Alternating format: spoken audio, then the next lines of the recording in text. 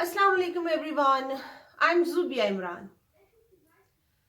क्या हो जाता अगर इल्लामा इकबाल के मुजस्समे को बनाने वाले मालियों की थोड़ी सी पजीराई कर दी जाती? क्या हो जाता अगर उस मुजस्समे को तोड़कर मस्मार करने की बजाय उसको किसी दूसरी सही जगह पर रख दिया जाता?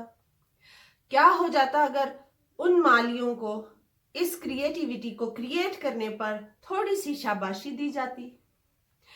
क्या हो जाता अगर उसी तरह का एक परफेक्ट मुजस्समा वहां पे लाकर नस्ब कर दिया जाता? और क्या ही अच्छा होता कि अगर उन गरीब मालियों को थोड़ा सा अप्रिशिएट कर दिया जाता। मगर हम तो हैं परफेक्शनिस्ट। हम कैसे वो चीज जो 100% से 1% भी कम है उसको कबूल कर लें? हम परफेक्शनिस्ट हैं, हमें तो हर चीज 100% ही चाहिए। हम तो हैं परफेक्शनिस्ट, जो चीज 100% नहीं होती हम उसे कबूल ही नहीं करते। सोसाइटी में, मुआशरे में, मुल्कों में, शहरों में, घरों में कोई अगर 100% से जरा सा कम भी परफॉर्म करता है तो हम उसे कहाँ कबूल करते हैं, क्योंकि हम परफेक्शनिस्ट हैं। मुझे समझ में नहीं आता, बिल्कुल इस बात से मैं मुत्तफिक नहीं हूं कि वो मुजस्समा जो मालियों ने बनाया बहुत मोहब्बत से, इल्लामा इकबाल की मोहब्बत में, उसके पीछे और कोई दूसरी वजह नहीं थी। अगर वो बना ही दिया था तो उनको इतना डिस्करेज करने वाली क्या बात थी?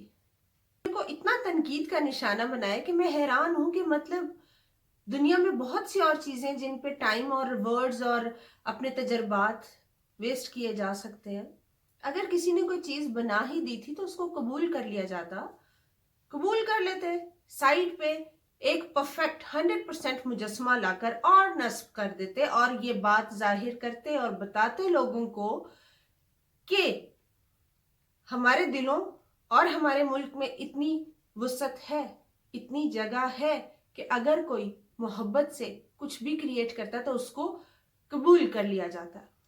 मगर नहीं, परफेक्शनिस्ट, क्रिटिक्स हर वक्त तैयार होते हैं लोगों को जज करने के लिए, लोगों को क्रिटिसाइज करने के लिए और लोगों को डिस्करेज करने के लिए।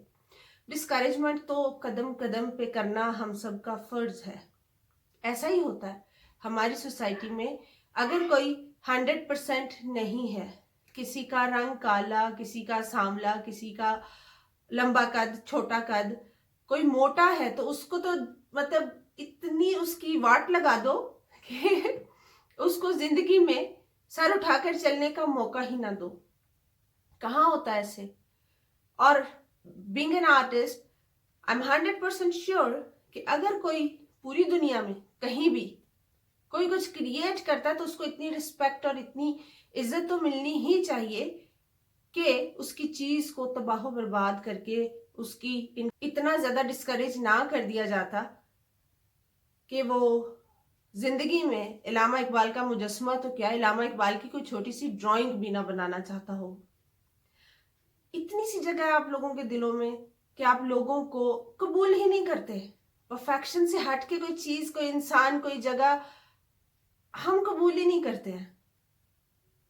मैं बिल्कुल मुत्तफिक नहीं हूं किसी एक इंसान की राय से कि उन मालियों का बनाया हुआ वो मुजस्समा जिसको उन्होंने बहुत मोहब्बत, बहुत प्यार से बनाया था, उसको उठाकर तबाह बर्बाद कर दिया जाए और इस कॉन्सेप्ट को खा लिया जाए कि तुम कौन हो, तुम्हारी तो औकात ये है कि तुम तो माली हो, माइंड योर ओन बिजनेस।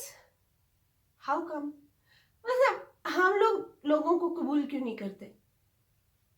किसी बाहर के मुल्क से आकर कोई अंग्रेज, कोई फॉरेनर आपके सूफी कलाम को गाकर, गिटार बजाकर उसकी धज्जियां बिखेर दे तो दैट इज क्रिएटिव।